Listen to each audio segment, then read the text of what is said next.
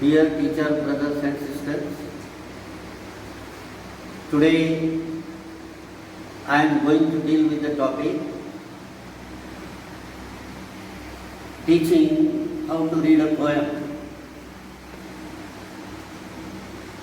There is difference between teaching prose and poetry. It is said prose talks and poetry sings. There is another difference between poem and poetry. Poem is described as the creation, the composition, and the poetry is a wider term. It refers to the creator. Teaching poetry is totally different. It is a skill. It is a technique. Never say to the children that I will teach you a poem. You can say, I will teach you a lesson. You can say, I will teach you a grammar topic. But in case of poem or poetry, the teacher should say, children, I will teach you how to read a poem. The entire teaching of poem depends on how to read it. The poetry is free from grammar. Grammar is not strictly followed in poems. And secondly, in poems, there is idiomatic language is used. There are poetic devices, and the form of the poem is very important. Whether the poem is written in free verse or written in blank verse, and other poetic devices the teacher has to deal with. Free verse, it means the poem in which there is no rhyme scheme, there is no rhythm, it is called free verse. And this system, free verse, is first used by the French poets. The poem is used by the system, French poets. Blank verse is used by the Earl of Surrey at first. In blank verse, there are 5 stress lines. That is the slightest difference between free verse and blank verse. There are poetic devices used like figures of speech, other archaic words, use of idiomatic language. So these are the important elements that the teacher has to remember while dealing with a poem.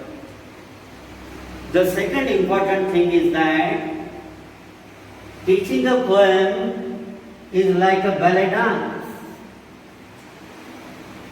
A ballet dance is a Western dance. It is a quick-footed dance in which the dancer fixes her one foot on the ground and lifts the other.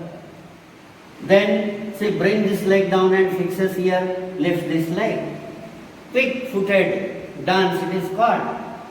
The fixed leg is symbolically compared to the theme of the poem. And the leg which is lifted, it refers to the interpretation of the poem. This example shows that theme of the poem always remains fixed. It never changes. But interpretations change from person to person. I may use some examples while teaching a poem. My interpretations will be different. Some other teacher will deal with that poem. Theme will be the same. But the examples, the way of explanation, the interpretations, they always go on changing from one person to another person. Then, while teaching a poem, the teacher has to know the kind of a poem. Say for example, lyric is a song. Lyric comes from the word lyre. It is a musical instrument. From this word, the word lyric is derived. Ballad is a song in which the stories of bravery, the stories of ancient wars are sung. Elegy is another kind. It is a sad song, a lamentation on death.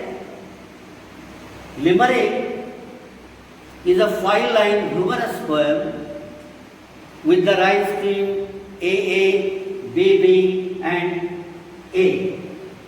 5 humorous lines.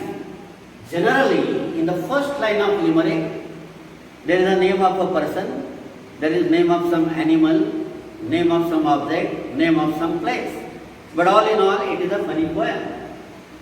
Epic, we all know, it is a long narrative poem. Idyll is a kind of poem based on the rustic village rural background.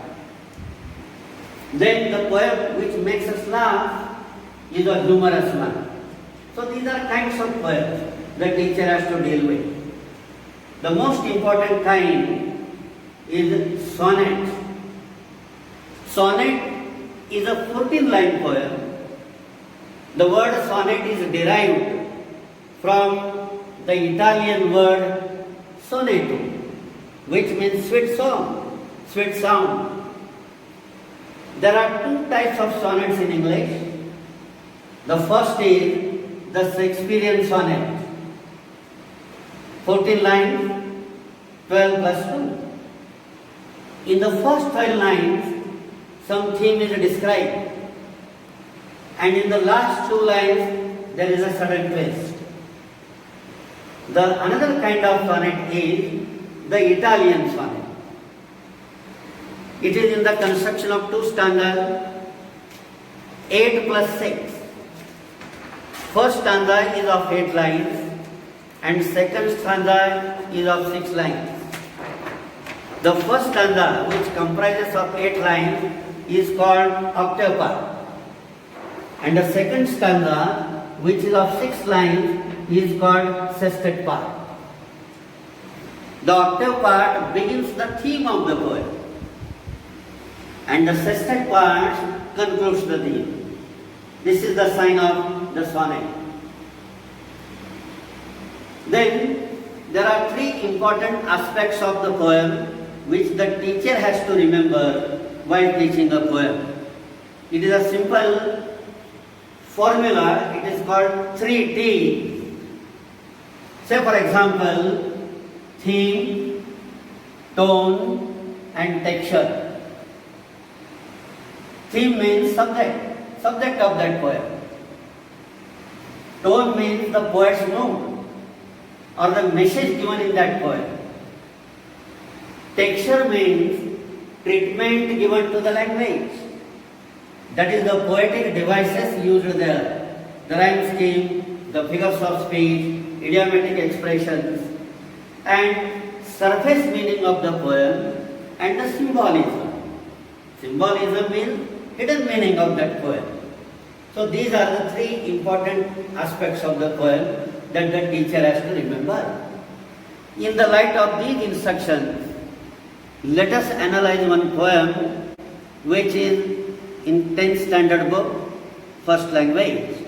We will analyze the poem Where the Mind is Without Fear, written by Rabindranath Tagore. Where the Mind is Without Fear is Tagore's prayer to God for India's freedom. This poem is taken from Tagore's Nobel Prize winning anthology, Gitanjali. It is one of the significant poems in English literature. It is because when the poem is taught, reading is very important. Generally, when this poem is taught, it is read from line 1, where the mind is without fear and the head is held high, where knowledge is free, where the world has not been broken up into fragments by narrow domestic walls. This way it goes on, and then the reader comes to the last line, into that haven of freedom, my father led my country away. But it is not the correct way of reading this poem. It is because the last line is to be read first. Into that haven of freedom, my father led my country away. What kind of haven of freedom? Then, from line 1, we have to connect the line. Into that haven of freedom, my father led my country away, where the mind is without fear and the head is held high, where knowledge is free, where the world has not been broken up into fragments by narrow domestic walls, where words come out from the depth of truth, where tireless striving stretches its arms towards perfection, where the clear stream of reason has not lost its way into the dreary desert sand of dead habit, where the mind is led forward by thee into ever-widening thought and action. So the last line is the main prayer line. Tagore reveals new concept of freedom in this poem. He does not want only political freedom. He wants educational freedom, social freedom. It is a new way. So in his prayer, he highlights these things. So the last line is to be read first. This poem, it is said, can be used to teach complex sentences with grammar. It is the best example. Into that haven of freedom, my father led my country away, where the mind is without fear and the head is held high. So it is a complex sentence. After reading in a correct way, that is the last line and then all other lines, then the teacher should explain this poem. In each and every line, Tagore explains a new concept of freedom. He says that people in the ideal country should be fearless. They should be self-dignified. Where knowledge is free means knowledge would be available to one and all, irrespective of the caste, creed and religion. Where the world has not been broken up into fragments by narrow domestic walls. In this line, the poet emphasizes the unity of the world, unity of the country also. People in such a country should be truthful. Where the words come out from the depth of truth, it means people should be truthful. Where tireless striving stretches its arms towards perfection, it means people should make continuous efforts. They should work hard to achieve their goal, to achieve perfection. Where the clear stream of reason has not lost its way into the dreary desert sand of dead habit. It means thinking should be very clear, like stream water, logical thinking. And old habits, old customs, old rituals should be discarded. Where the mind is led forward by thee into ever-widening thought and action. Tagore prays to God to lead the minds of the Indians towards broad outlook. And then he says, the country in which all these things prevail would be like a heaven. And so he says, into that heaven of freedom, my father led my country away. Tagore addresses God and prays to him to awaken his country from the darkness of the slavery into the light of freedom. And then the teacher should go on explaining the idiomatic expressions, the meaning of the words. Say for example, what is the meaning of the word, the head is held high? It means people should be self-respected. People should be self-dignified. Narrow domestic walls, division on the basis of religion, caste, creed, race, color, in societies and in the country. Tireless striving refers to hard work. The word dead habit refers to traditional rituals and customs which are harmful to the society, and such customs should be discarded. The word ever widening refers to one's broad outlook. Heaven of freedom is the perfect freedom. Tagore wants to inculcate high qualities into his countrymen. The qualities like fearlessness, self-respect, education, unity, truthfulness, hard work, logical thinking, and discarding the dead habits, the world systems, and broad outlook. So it is a main prayer. Then, heaven of freedom is an example of metaphor, it is a figure of speech. Tireless striving traces its arms. It is an example of alliteration. Then poetic expressions, and when we appreciate the poem, we should remember the points. The title of the poem, its significance, the poet, and then the central idea of this poem, then the poetic devices used in this, special features of this poem. The most important and significant aspect of this poem is the way in which it is to be read. Remember, never forget, last line is to be read first, and the rest of the line you have to connect with the last line, then it sounds like a prayer. But if you read it right from line number 1, where the mind is without fear and the head is held high, where knowledge is free, it sounds that as if the teacher is asking questions to the student. This should not happen. That's why in the tips given to you, I said that never say I will teach you a poem, but always say I will teach you how to read a poem. The teacher should have an action plan with him before he goes to the class. And in that action plan, he should have the task ready. How to read a poem, how to explain the line, which are the poetic devices, what is the verse form, whether it is free verse, blank verse, and when there is a rhyme scheme, AA, BB, CC, BB, and so on, it is called heroic couplet. All these things the teacher should prepare well and then enter the class. So it is called action plan.